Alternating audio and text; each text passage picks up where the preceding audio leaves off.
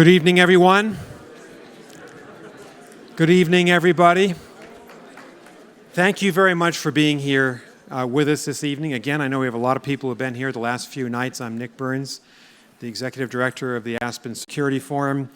I'm going to introduce Kyle Griffin, Vice President of Lockheed Martin, in a minute. I just want to take a moment to thank Kyle on behalf of his great company. They're one of our corporate sponsors. They're one of our most important corporate sponsors. And if you know much about American defense, and all of us do, this company, as well as other defense firms, are critical for the United States and for our military. And so, Kyle, we thank you and the men and women of Lockheed Martin. Thanks for supporting the Aspen Security Forum. And yes, appropriately. Kyle's going to introduce Bryan Bender of Politico, who is a real expert on space. And this panel is entitled The Competition for Space, which is relatively unsighted in the American media, outside of Politico, of course, and relatively not a big issue in our society. It should be. It's one of the great challenges for the United States. And here to talk with Bryan will be the CEO of ULA, Tory Bruno, who's here, and also Secretary Heather Wilson. I just wanted to take a minute to say something about her. I think of President Trump and Secretary just observe President Bush, but I just ask you, please congratulate a great American public servant, Secretary Heather Wilson.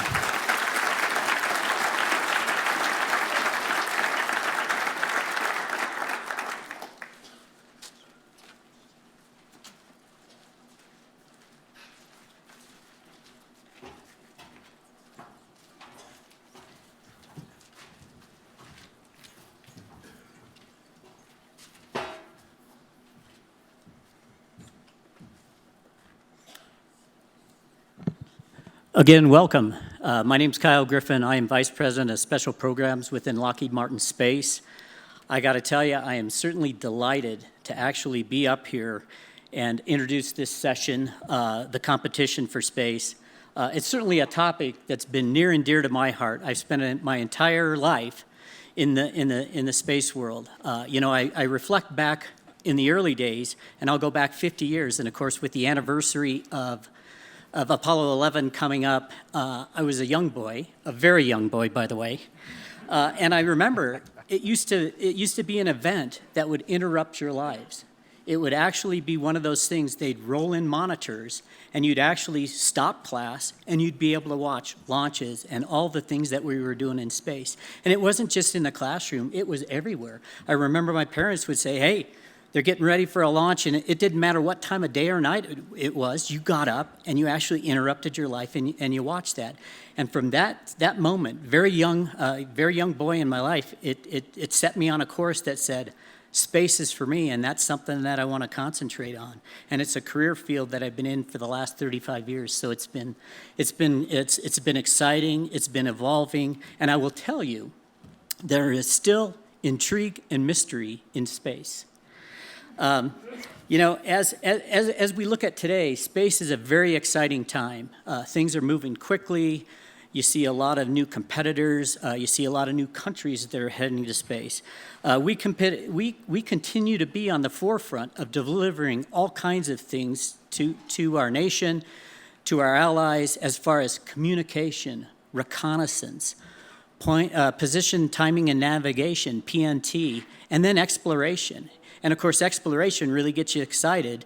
We're going back to the moon, of course, if you didn't know. And of course, I hope, and it's my sincere hope, that we actually get the next generation as excited as I was as a young boy, sitting in front of those monitors, watching a launch, watching man step on the moon, that we actually inspire that next group that says, you know what? Space is for me, and space is something that I want to be a part of. You know what? There's no doubt right now that there's a number of companies and countries that are going into space. It can be measured in the hundreds. It could be up to 1,000. There's a lot of new competitors in space. So if you don't think competition for space isn't real, I'm here to tell you it's real. So with that, I'm pleased to introduce our moderator for this important discussion. He's the Defense and Space Editor for Politico, Bryan Bender. So what I'm going to say is, Bryan, beam us up. That won't be the first Star Trek analogy. Can everybody hear me? Yes.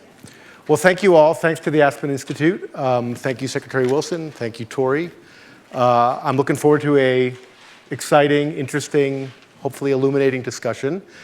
And we'll get right to it. And maybe the best way to start is to sort of lay the, maybe landscape isn't the right word in this case, but you know what I mean. How is the United States so reliant? Why is the United States so reliant on space, both for national security, but also for our civilian everyday life? If you can quickly just lay out for us, why is this so important? Maybe let me start, and I will leave launch to you, sir, as well as some other things. But maybe the United States is the best in the world at space, and our adversaries know it. And they are seeking to develop the capability to deny us the use of space in crisis or in war. So maybe it's best to start out with what the heck do we do up there anyway? And particularly in the national security realm. So the Air Force has about 80 satellites. The Navy has 13 more, although the Secretary and I, one of my last things that we agreed on was that the follow-on to the Navy satellites will be built by the Air Force. So we will take care of that mission. The National Reconnaissance Office, which was kind of a joint venture between the CIA and the Air Force when it was initially started, it has maybe 40 or so more. So we're talking about 150 pieces of equipment total. The smallest one is like a toaster, and the biggest one is a school bus. What do they do?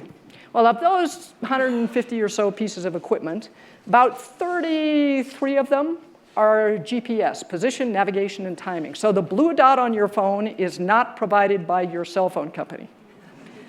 It comes from the United States Air Force and a squadron of airmen stationed at Schriever Air Force Base outside of Colorado Springs, Colorado.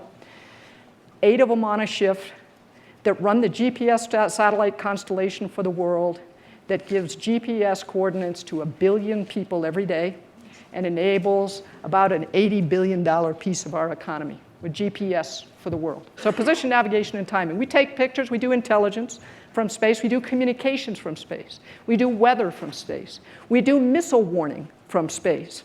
So when you see something on the news about a launch from North Korea and there's an arc on the television, there are satellites that stare at the Earth and look with infrared sensors for those hot plumes of gas coming off the end of rockets, and then do the math to calculate where that rocket is going. And within minutes, warn the National Command Authority, and it shows up, and there's a call as to what's happening and where. So those are the missions that we do in space. Largely an uncontested domain from the very beginning, but it's not that way anymore. Because space is so important for enabling military operations, our adversaries have studied us and figured out that it is one of our vulnerabilities. Because these are very fragile pieces of equipment that are generally undefended. And so both China and Russia have been developing the capability to either interfere with satellites or to destroy satellites on orbit in order to influence military operations on the ground. That's become an issue really over the last 10 years in a major way, although the Russians had developed some capability before that. And our responsibility is to look at the threat, to develop the strategies and the programs to be able to prevail should war extend to space. It will be a bad day if war extends to space. And our first responsibility is to deter that happening. But if deterrence fails, our responsibility is to prevail and to have the strategies and programs to do so. Well, let me ask you, Tory, are we losing in this race to defend these assets that we have up there that for so long we thought were totally safe? Sure. Within sort of the narrow band of the question, which is really about space as a contested environment or a warfighting domain, we are behind. We have the most capable space assets in the world. We have the most capable and powerful military in the world, not the largest. It is the most powerful because it is the most capable, because it is enabled by space.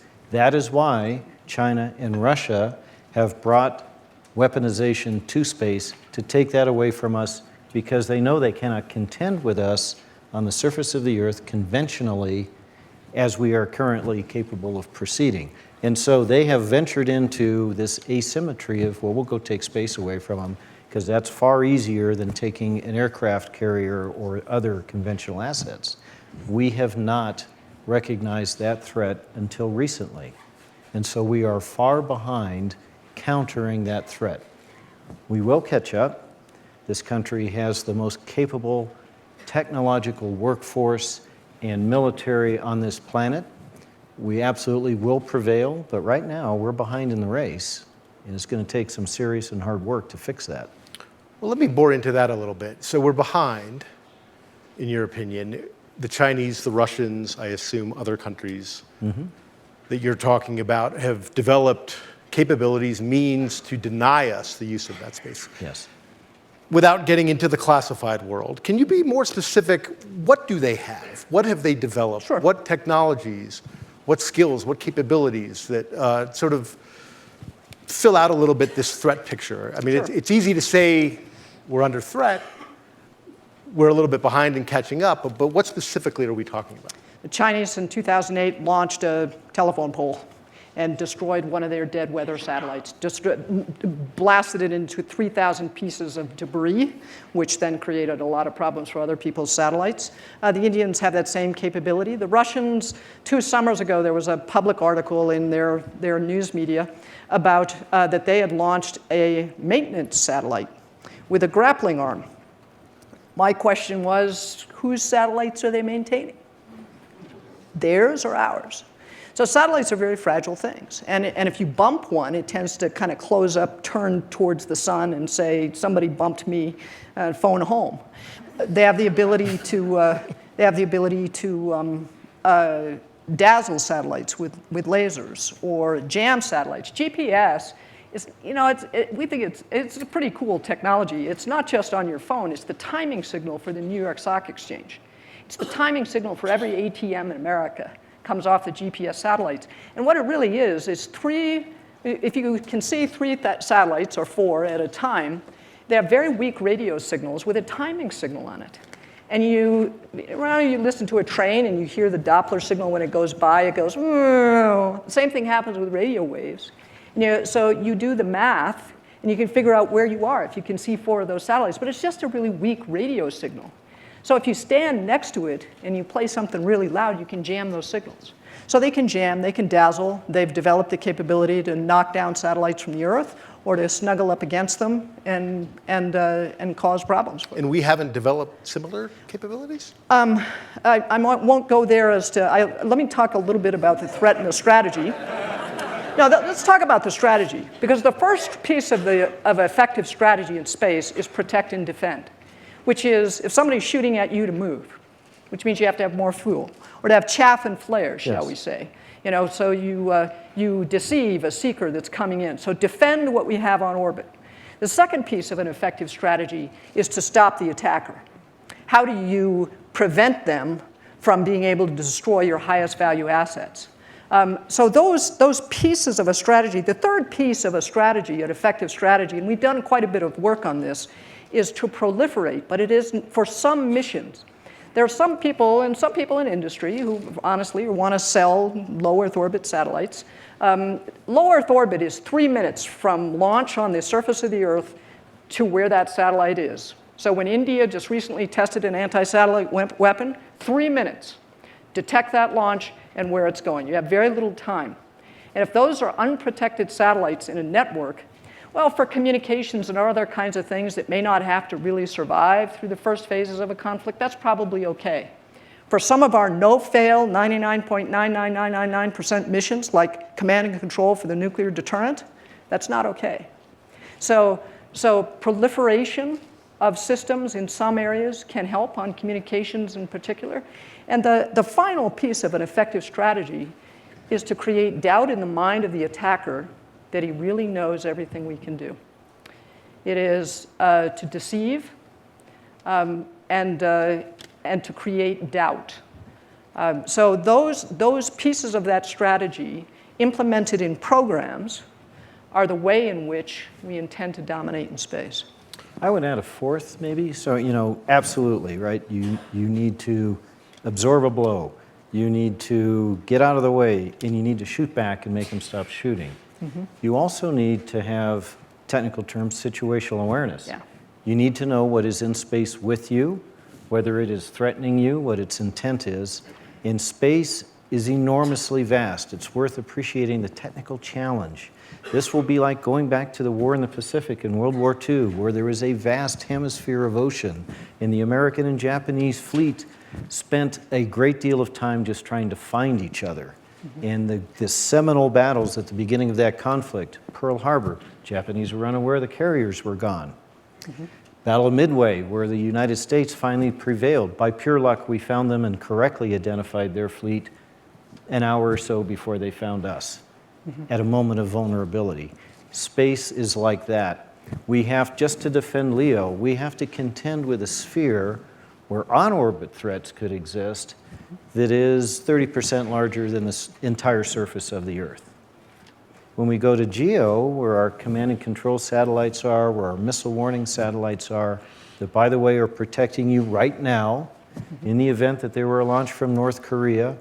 In GMD, our system based in Alaska, were to defend you, it depends on a detection and a cueing from SBIRS, sitting at GEO. That is 8 times the surface area, the sphere that must be monitored than we even have in LEO. So it sounds like what makes this an even more difficult challenge is that the old construct of they build a big weapon, we build one too, and we deter each other doesn't really apply, at least yet, because we have far more assets up there that are vulnerable than even the Chinese or the Russians do. Maybe we could pivot a little bit. There's one more thing with respect to this, and Tory is absolutely right with respect to you need to know, in any kind of conflict, you need to be able to know what's going on and have command and control. But it is cross-domain. So when we say that we need to prevent them from attacking us, that may not happen in space. That may happen on the ground. So this is a cross-domain fight. And the other piece that we didn't mention, and you can talk a little about launch, but the Air Force has acknowledged that we own a space plane, the X-37. It looks like a small version of the shuttle, but it's unmanned. One of the things that's fascinating about that space plane is that it can do an orbit that looks like an egg, and when it's close to the Earth, it is close enough to the atmosphere to turn where it is, which means our adversaries don't know. And that happens on the far side of the Earth from our adversaries. They don't know where it's going to come up next. And we know that drives them nuts. And I'm really glad about that. Yeah. And Well, let's talk about solutions, though. I'll say a word about launch. Thank you. It's a narrow highway to space. So all of those critical assets have to get there on top of a space launch vehicle, which is in itself a technological marvel, right? A 30-story building that blasts itself into space with an incredibly delicate spacecraft on top. We are fortunate at this moment in time that we have doubled the industrial base that America has available. There are now 2 companies. We'll get to launch, don't worry. If we have time, and I think we will. But let's pivot to solutions. So the policy solution on the table to give more focus to space, to ensure that these vulnerabilities are addressed, that we're doing all the right things, is the proposal from the Trump administration to create a new branch of the military, the Space Force, which it looks like will get approval in Congress. The Democratic House has its own tweaks, if you will, that are a little different from the Senate, the Republican-controlled Senate, but it looks like that will come into being. And before we talk about the Space Force and what it will look like, what it will do, I wanted to quote General John Raymond, who now in the Air Force oversees the Air Force Space Command. He will soon oversee a U.S. Space Command. Unified Space Command, yeah. But will also, it looks like, run the Space Force, at least for some period of time. And he said recently, quote, "Space is a warfighting domain just like air, land, and sea. We have to be prepared to fight a full range of operations." So let me ask you, the first military branch in 70 plus years, since the Air Force was split off from the Army. They still want us back, by the way. I don't. The Space Force will be part of the Air Force, it looks like. Much like the Marine Corps is technically part of the Navy, but it will have its own leadership, its own training system. But if you listen to General Raymond's quote, and a lot of your talking points in recent months, it's almost exclusively about fighting, dominating, winning, warfighting. And there's a lot of people in the Air Force, not very public, who think that we're getting it wrong as a country, that we're too focused on the military part of it and not enough on this commerce and space economy that everyone seems to think is going to take place, whether it's the billionaires like Musk and Bezos or many others around the world. And that by making it too much a military force and not something maybe more akin to the Coast Guard, that's military but also civilian, will be a mistake. So I'd like to get the Secretary to talk about a little bit how the Space Force proposal was birthed. And was there a broader conversation about what this should look like? Because it's not just military assets up there, it's a lot of commercial assets. Let me start out by saying the most important thing this administration has done with respect to space is put forward a budget that has double-digit percentage increases in space for the last 3 years in a row. And having been a former member of Congress, I know that when and I used to do this too, first you simplify and then you exaggerate. And that's how you get attention to get stuff done. I used to do it. And then usually the solution is about an org chart. That's not the most important thing, and it's not the most important thing that this administration has done with respect to space. I think that the shift in strategy, the programmatic changes, the increases in budget, which were not possible in the wake of sequester, have really made a significant difference. Now, is there more to do? You bet. Particularly when it comes to changing the culture of the institution of space warfighters from providing a service and being operating a utility to being and thinking like warfighters. And I think we have to. I think it's, if you had a Secretary of the Air Force that was up here talking about, commerce and Coast Guard, I'd be in the wrong place. Do I care about those things? Yes. And I think that space is becoming a common domain for human endeavor in ways that we imagined in the 1960s, but that didn't happen at that time, and that are now happening. And that's very exciting. But my responsibility as Secretary of the Air Force and the Defense Department's responsibility is to ensure the security and the vital national interests of this country and those assets that enable Admiral Davidson or General Walters to accomplish their missions here on Earth. So I make no apologies for being an advocate for national security. But Tory made a maritime analogy. And I can when make he was an talking error. about space. Yeah. The Navy talks a lot about guaranteeing commerce. And so there is a military role, at least in the Navy. So you're saying the Air Force just needs to be concerned about warfighting and not playing any role in sort of ensuring peaceful uses of space.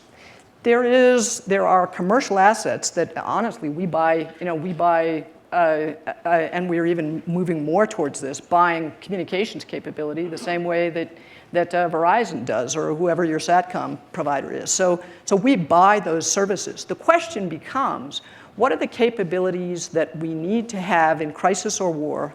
How will we think about interference with commercial assets on orbit in particular?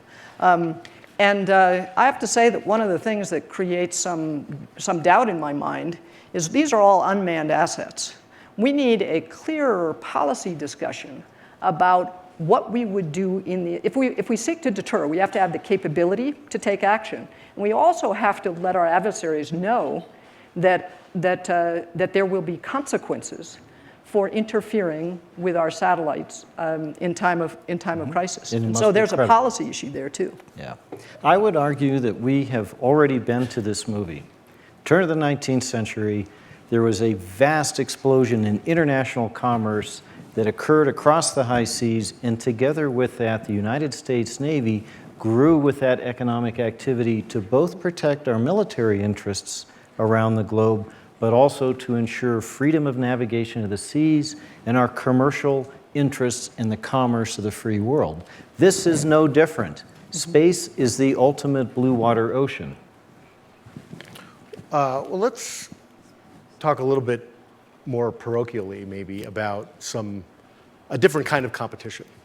You alluded to it earlier.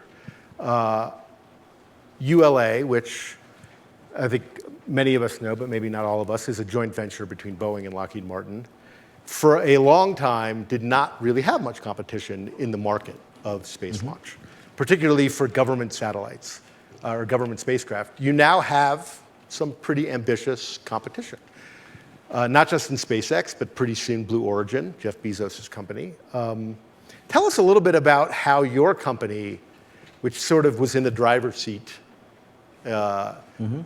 maybe not in its ULA version, but sort of the legacy, was in the driver's seat for so long, is trying to react to that, trying to be more competitive so that you can compete with some of these upstarts. Sure. That's why I'm at ULA.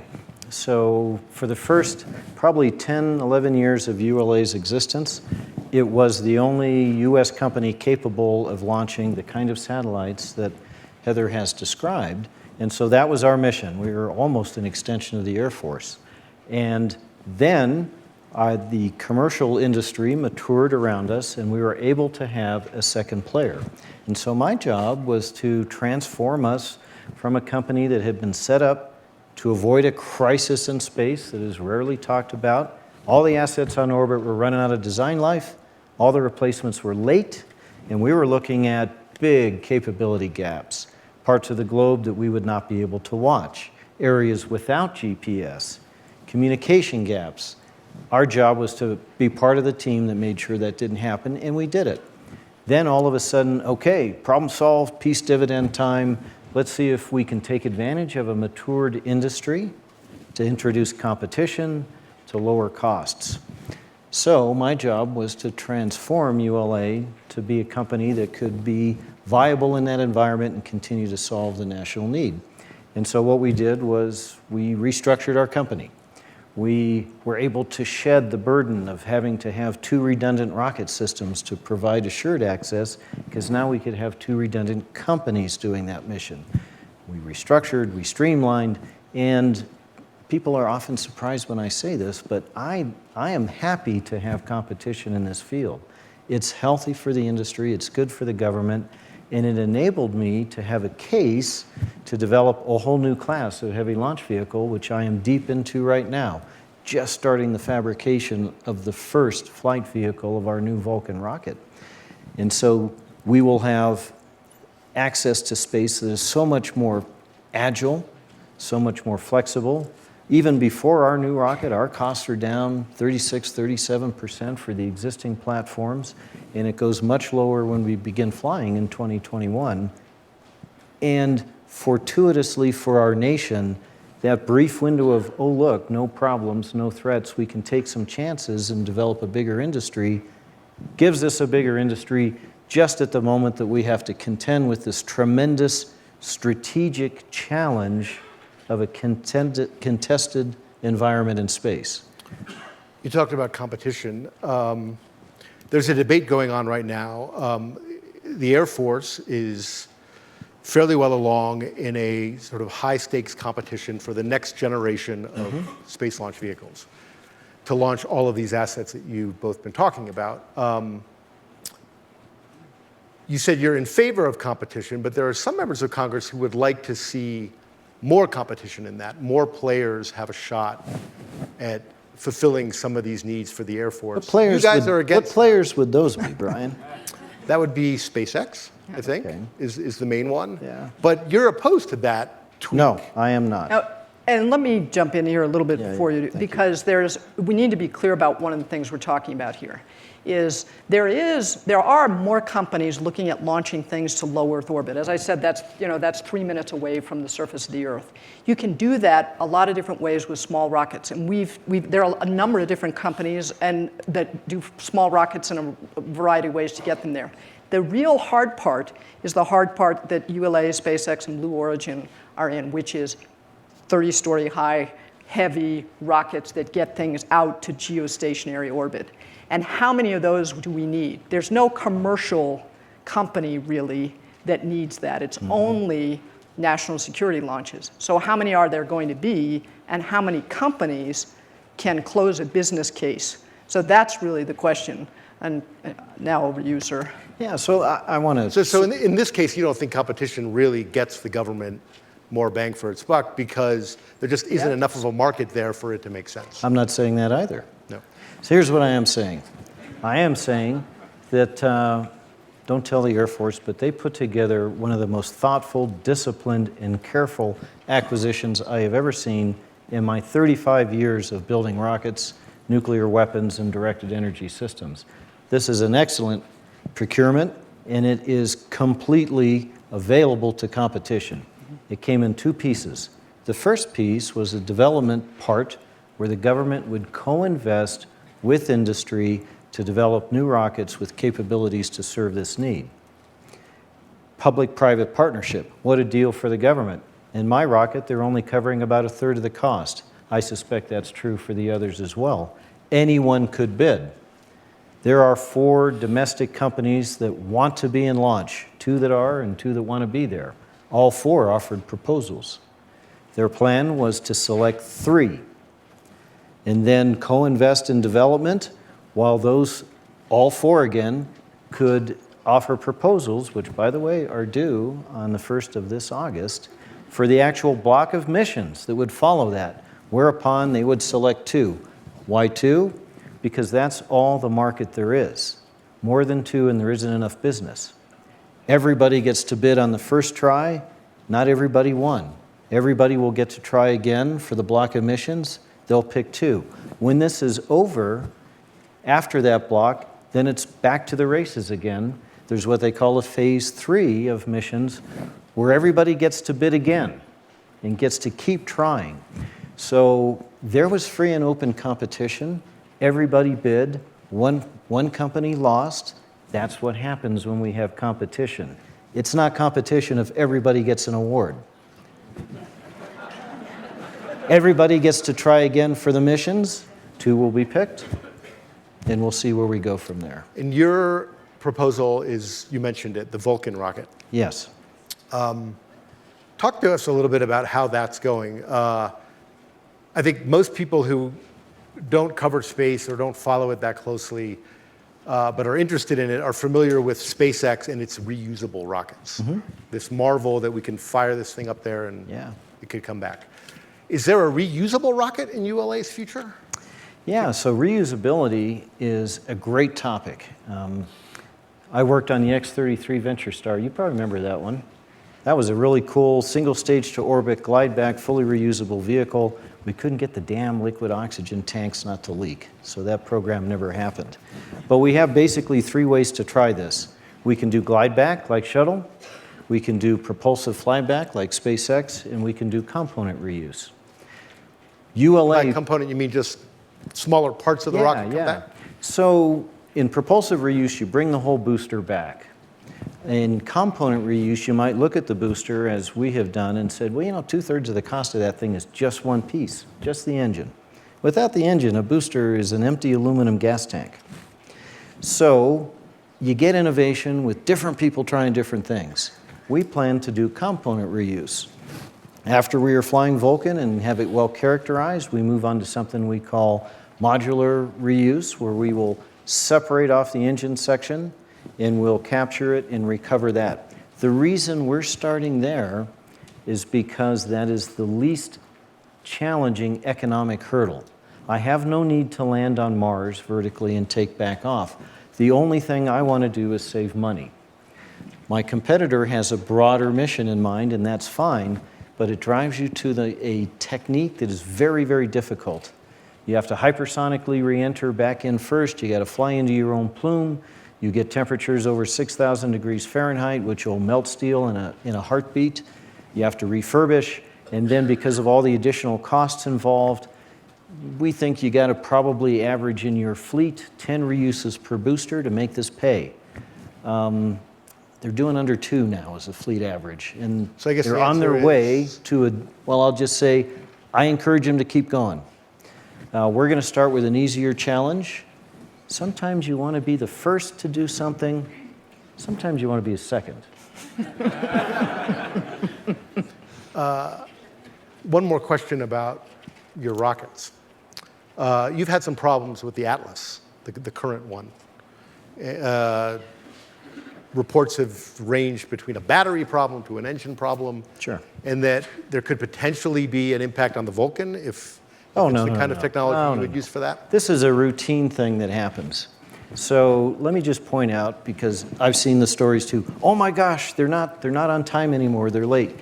You order, at least in our world, our customers order the rocket 100 to 200 weeks in advance. We set the date at that time, and then we get to the end. Now what's visible to people is the last few weeks. And what you're talking about right now is we have delayed our advanced EHF launch by several weeks to work through what we call a sibling issue. So this is one of the ways you get a perfect mission success record.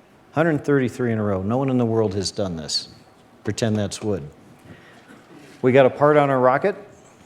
It's functioning fine. It passed all its tests. There's probably not a darn thing wrong with it.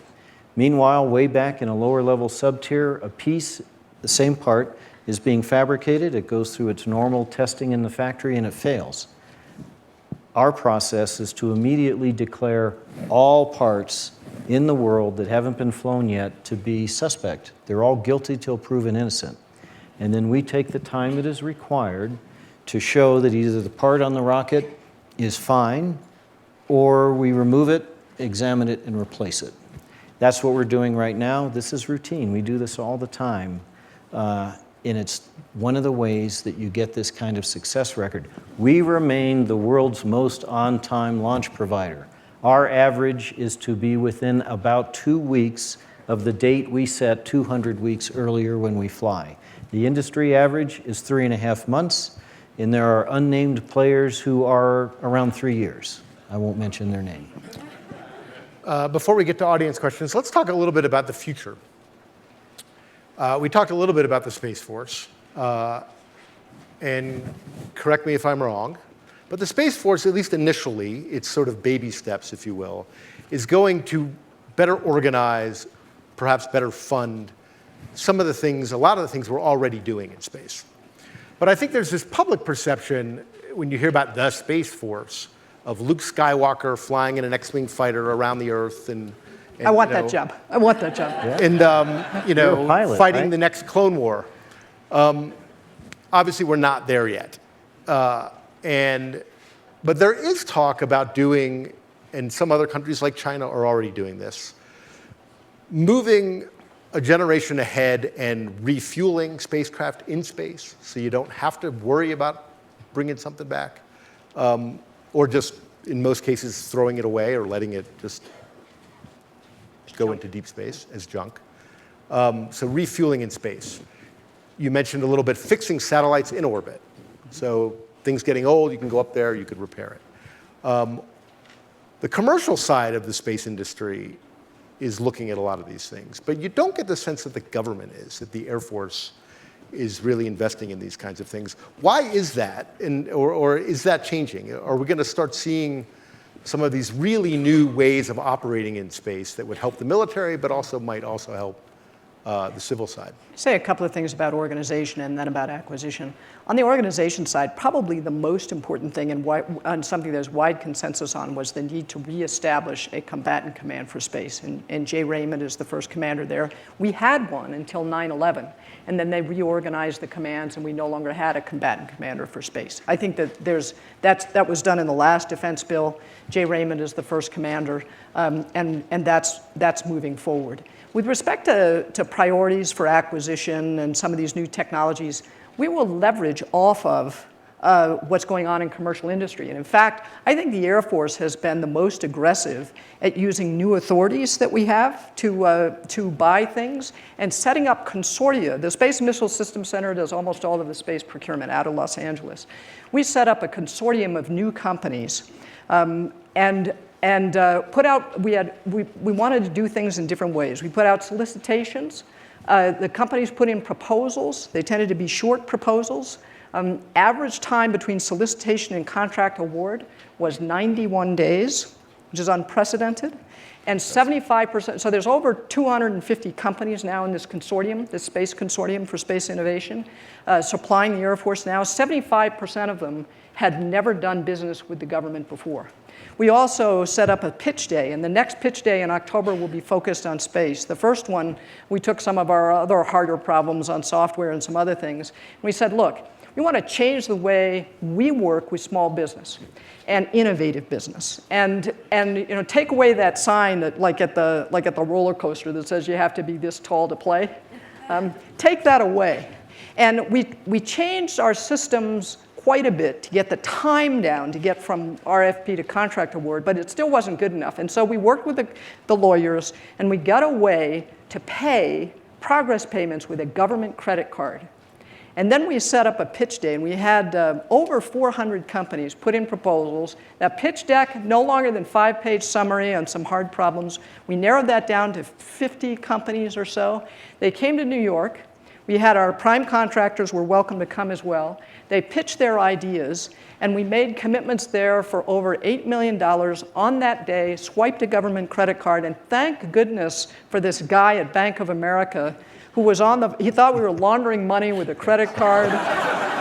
They were not dealing drugs. And so we showed that the Air Force can change the way it does business to engage these small and innovative companies. The final thing I would say is there is a proposal that I think will die called a Space Development Agency. The Air Force is doing more aggressive in space and we've stripped 21 years just in our space programs out of procurement timelines in the last 18 months. So 21 years. And the Space Development Agency, I'm not sure what their mission was. It's changed several times. They're having trouble hiring people. There's no need for yet another entity to buy space stuff. The United States Air Force is doing pretty well at that. So what you're saying is that unlike in the past, there isn't as much of a need for the government to make these investments in some of these future technologies because the commercial sector is already doing it. I think we're doing it. We're trying to leverage off of what's going on in the commercial sector and get those companies to work with the Air Force so that we can innovate quickly and speed matters now. And so I think give a lot of credit to Will Roper, Assistant Secretary for Acquisition, who is wicked smart and very aggressive, and my job was to try to keep people out of his way. And General Thompson out at Space and Missile Systems Command has done a fantastic job with reorganizing for speed and moving across stovepipes and really doing some innovative things. Before we get to questions, real quick, the future. Give us a sense of one or two technologies, capabilities that we don't see yet, but aren't that far away. Yeah, I'm going to come back to your earlier question. Part of that was a purely commercial activity. What an amazing time to be alive. We now understand that between here and the moon and nearby is over 1,000 years of this planet's entire industrial production of metals. More precious metals than have ever been mined in the history of humankind. Right there, within our reach, a week away from where you're sitting in this very room. What is the one thing that would enable that? Why, that would be a transportation system that could only be practical if only there were rocket fuel distributed throughout cislunar space and on the moon. Well, the other great discovery of our time that has gone largely unheralded is that water is virtually everywhere we look, and it doesn't take much to turn water into liquid oxygen and liquid hydrogen, the most energetic propulsion fuels that we know of. So gas stations in space. Gas stations in space, and the universe has provided. That infrastructure will go into place over the next 2 or 3 decades. You will begin to see this type of commercial activity in space. We have a vision that I call the Cislunar 1000. We call Cislunar being the space between here and the moon. There'll be 1,000 people living and working in space over the next 3 decades, developing these resources. You know, some of you, certainly many of our children, could be a part of those 1,000 people. This is a new era in human history, and you are sitting on the very threshold of it. Yep. Well, with that, let's go to the audience. We still have about 10 or 12 minutes. Young lady right here. Can you wait for the mic? Excuse me. I think somebody's going to come around.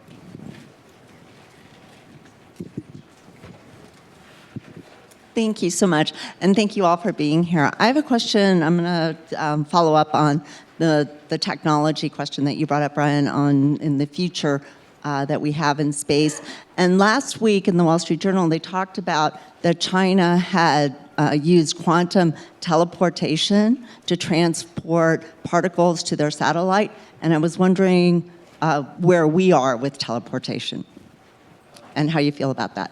You guys go for it. I obviously should have read the paper last week instead of being on vacation. I think on quantum, we're probably far behind on basic R&D investments in quantum quantum is one of the 10 big technologies that China has identified that it's investing very heavily in. And if you combine what's going on in commerce as well as what the government is sponsoring in the United States, it's not even close. So I would say that we understand the principle of quantum entanglement is having the potential to transmit information instantly across great distances. The transmission of actual matter is a whole nother issue, and I didn't see the story either, but I'm a little skeptical. Gentleman back there, you want to wait? I think the mic is coming. Thank you very much. Steve Shapiro from Ben's and the Atlantic Council. I know it's not a good idea to look backwards, but in the lessons learned category, if I might, how is it that we put up all those satellites without ever thinking of their defense? How is it that we laid all that transatlantic cable without ever thinking of its defense? I know that's not our subject, but it's the same area. Was it hubris that nobody else will get to space? Was it negligence? Was it who knows what? And are we making the same mistake about the moon itself? What a tough question. Heather, would you take that one? Well, let me start out by saying, this isn't something like you put it up there and it's there forever. Satellites have a lifetime, and you look at what is the mission that you're trying to accomplish. Is there a threat you need to think about? And if there really isn't at that time, our strategies shift over time. Our aircraft have shifted over time in terms of how we design them and how we look at the threat and the way in which we design equipment for a new age. So no, that doesn't particularly surprise me that you wouldn't spend a lot of time trying to defend something when the threat had not yet emerged. It doesn't surprise me at all. America is an optimistic country, and we have long thought of space as a sort of higher domain, a peaceful environment where we could have diplomacy, even during the Cold War. Yeah, we do. And we have had a very strong idea and a great resistance to weaponizing space. Unfortunately, we've woke up today and realized someone else has already done that, and we will now respond. Just to follow up on the moon side of that, are we making the same mistake, not thinking that militarization will occur? So I would say, without speaking for our colleagues in the government, that we do appreciate the resources on the moon and the value of the poles in particular. The moon has over 20 billion metric tons of water. And the poles of the moon, or where the highest concentrations are, that is the Middle East of the future, of space. That fact is appreciated, especially in this administration. So no, I don't think we are taking that for granted. Right here, in the white. Hi, Ellen Sabin. You've spoken a lot about how we're behind in the technology. And I'm wondering if our government, if our corporations, if our school systems are doing enough to educate the next generation, going down to elementary school age to really get the next generation of thinkers and problem solvers, and what you guys are doing about that. Fortunately, we have a university president here. Yeah. Let me take first of all, let me repeat that we are the best in the world at space. We are much better than China and Russia when it comes to space. What we have not done is develop the attack capabilities that they have developed.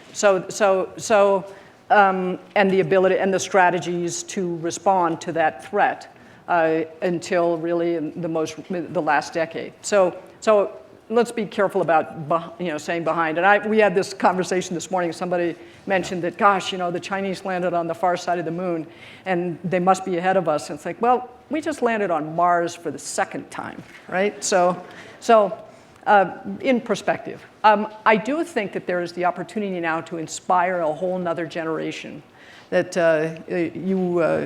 tomorrow's a pretty important day, or this weekend is a pretty important weekend in the history of manned exploration of the universe. And I think there's an opportunity to inspire and engage the next generation and develop the next generation of engineers and scientists. I was a college president before I became Secretary of the Air Force. The best engineering and science school you have never heard of, the South Dakota School of Mines and Technology in Rapid City, and in August I will be the next president of the University of Texas in El Paso. And so I will go back to inflicting calculus on 18-year-olds. What is ULA doing in this world of STEM, as it's called, in helping to invest in this future generation? So higher education, specifically STEM, has been one of my personal goals for a very long time, even before I came to ULA. So we encourage outreach in all of our K through 12. We have great relationships with universities. Tomorrow we will be launching one of the largest sport rockets in the world that is built by our interns, which are all college students that we bring in every summer and give them real rocketry to do. And I can't say enough about it. I will say that, again, I agree completely with Dr. Wilson. The technology is there.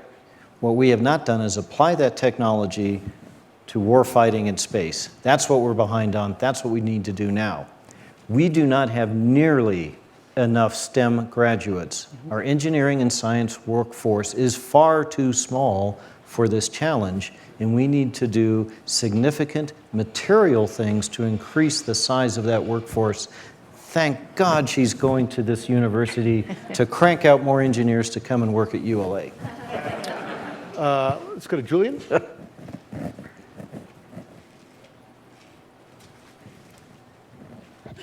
Thank you very much. Julian Barnes, New York Times. I wonder if you could talk a little bit more about how to create deterrence in space.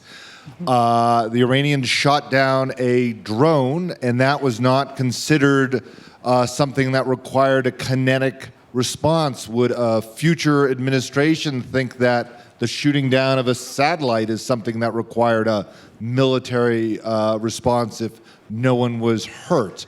How do you create deterrence in space? Well, there's a couple of things. Certainly, you create the capability. I talked about the ability to protect and defend, the ability to hold your adversary systems to stop them from doing what they're trying to do, the ability to create doubt in the mind of an adversary that they know everything that they need to know about attacking any kind of a satellite.